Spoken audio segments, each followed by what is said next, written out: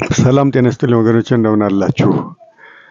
እኔ የምለው ኢየሩሳሌምና ግብጽ ለጉብኝት የሚሄዱ ወገኖቻችን እዛ ወዳሉ አብያተ ክርስቲያናት ሲገቡ ልክ የአገሬውን ሰው እያዩ ከነጫማ ነው ወደ ቤተ ክርስቲያን የሚገቡት። ለምንድን ነው እንዲህ የምታደርጉት? በጣም እኮ የሚገርም ነገር ነው። የእኛ ቤተ ክርስቲያን ወይም የኢትዮጵያ ኦርቶዶክስ ተዋሕዶ ቤተ ክርስቲያን ወደ ቤተ ክርስቲያን ስንገባ ጫማችንን እንድናወልቅ ያዘዘችው ወይም እንዲህ አይነት ስርዓት የደነገገችው ይህን ስርዓት ከእግዚአብሔር ተቀብላ ነው። ከእግዚአብሔር ስላገኘችው ነው። ታስታውሳላችሁ አይደል?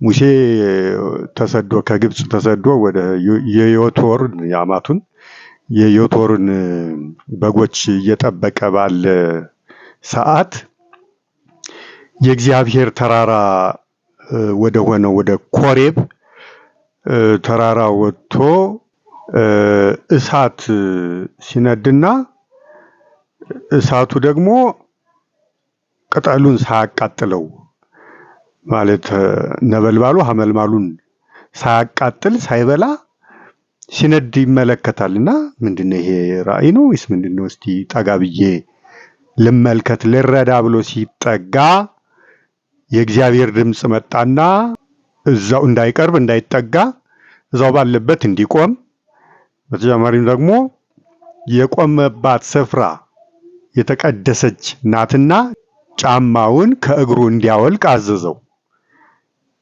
ይህን ዘጸአት 3 ቁጥር 5 ላይ ታገኙታላችሁ። የቆምክባት ስፍራ የተቀደሰች ስፍራ ናትና ጫማህን ከእግርህ አውልቅ አለው። ሙሴም እንደዛው እንደታዘዘው አደረገ። ሁለተኛው ደግሞ ኢያሱ 5:15 ላይ ታገኙታላችሁ።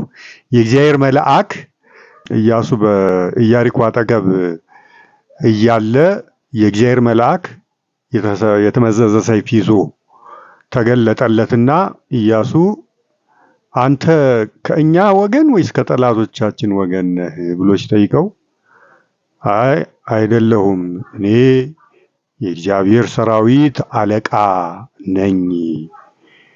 የቆምክባት ስፍራ የተቀደሰች መሬት ናትና ጫማህን ከእግርህ አውልቅ አለው። ኢያሱም አወለቀ። ይሄንን የእግዚአብሔር ትእዛዝ አንደኛው ራሱ እግዚአብሔር በቃሉ የተናገረው ነው። ሌላኛው ደግሞ እግዚአብሔር መልአክ የተናገረው ነው። ይሄንን ቃል ይዛ ነው የኢትዮጵያ ኦርቶዶክስ ተዋሕዶ ቤተክርስቲያን ወደ ተቀደሰው ስፍራ ስንገባ ወደ ቤተክርስቲያን ስንገባ ጫማችንን ከእግራችን የሚያስወልቅ ስርዓት የሰራችው ወይም የደነገገችው። ይሄ ስርዓት ሌሎቹ ጋር የለም። ለምሳሌ ግብጽ ብትሄዱ ከነጫማ ነው የሚገቡት። ሌሎቹም አሃት አብያተ ክርስቲያናት የሚባሉት እንደዚሁ ያደርጋሉ። እንግዲህ እነሱ እንዲህ ሊያደርጉ የቻሉት የሐዲስ ኪዳን አማኞች ናቸው። በሐዲስ ኪዳን ነው እግዚአብሔርን ያመኑት የተቀበሉት፣ እግዚአብሔርን ያመለኩት። ስለዚህ ይህንን ሕግ ይህን ትእዛዝ አያውቁትም። እኛንን የምናውቀው ከዚህ አኳያ ሊሆን ይችላል። እንግዲህ እኛ ግን ይሄ ሕግ አለን፣ ይሄ ስርዓት አለን። በዚህ ሕግ ነው የኖር ነው። ወደ እነሱ ሲንሄድ ኢየሩሳሌም ለመሳለም ለጉብኝት ወይም ግብጽ ደግሞ እንደዚሁ ወደ ግብጽ ገዳማት ስንሄድ ለመሳለም ለጉብኝት ልክ እንደነሱ እነሱን እያዩ የኛ ጎብኚዎች ከነጫማ ይገባሉ ወደ ቤተ መቅደሱ ወደ ቤተ ክርስቲያኑ። አይገርምም? አያሳዝንም?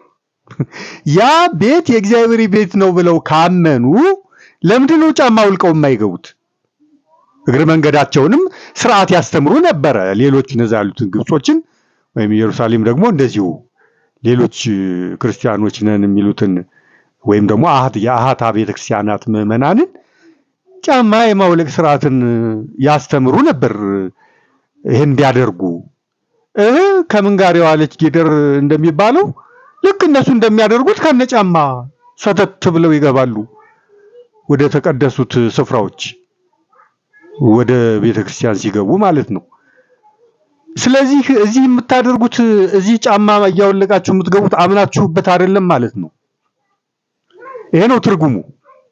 እዚህ አገራችሁ እያላችሁ ወደ ቤተክርስቲያን ስትገቡ ጫማ እያወለቃችሁ የምትገቡት ተገዳችሁ ነው ማለት ነው። አምናችሁበት ሳይሆን በጣም እኮ የሚገርም ነገር ነው።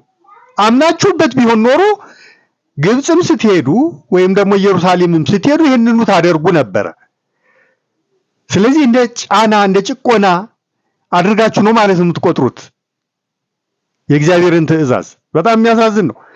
እንግዲህ በረከት እናገኛለን ብለው እኮ ነው ያው ወደ እነዚህ ስፍራዎች የሚሄዱት በረከት ለማግኘት ቅዱሳት መካናትን በመሳለም በረከት ለማግኘት ብለው ነው የሚሄዱት። እንግዲህ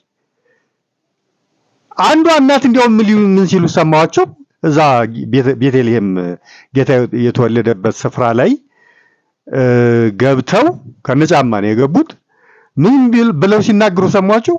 ተመስገን ጌታዬ፣ ይሄንን የተቀደሰ ስፍራ እዚህ ሀገር ያደረከው፣ ይሄኔ እኛ ሀገር ቢሆን ኖሮ ሴት አይገባም ተብሎ እንከለከል ነበር ብለው ሲናገሩ ሰማዋቸው። አያችሁ አይደል አንዳንድ ሰዎች እንዴት እንደሚያስቡ? ቀኖናን፣ ህግን፣ ስርዓትን እንደ ጨቆና ህግ አድርገው ነው የሚቆጥሩት ማለት ነው። በጣም ያሳዝናል። በእውነት እግዚአብሔር በጣም ይታዘባቸዋል በዚህ እና እባካችሁን እያስተዋልን እዚህ ሲሆን ጫማ ታወልቃላችሁ፣ እዛ ሲሆን ደግሞ ከነጫማ ትገባላችሁ እንደ አገሬው እየመሰላችሁ ማለት ነው። እና ይሄ ትክክል አይደለም።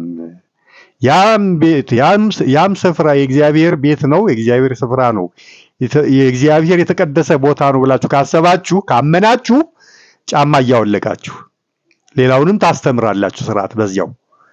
እኛ ቀደምት ስለሆንን እግዚአብሔርን በማምለክ ቀደምት ስለሆንን ከሕገ ልቦና ጀምሮ ስለሆነ እግዚአብሔርን የምናመልከው ሌሎችን ልናስተምር የሚገባን ብዙ ነገር አለ።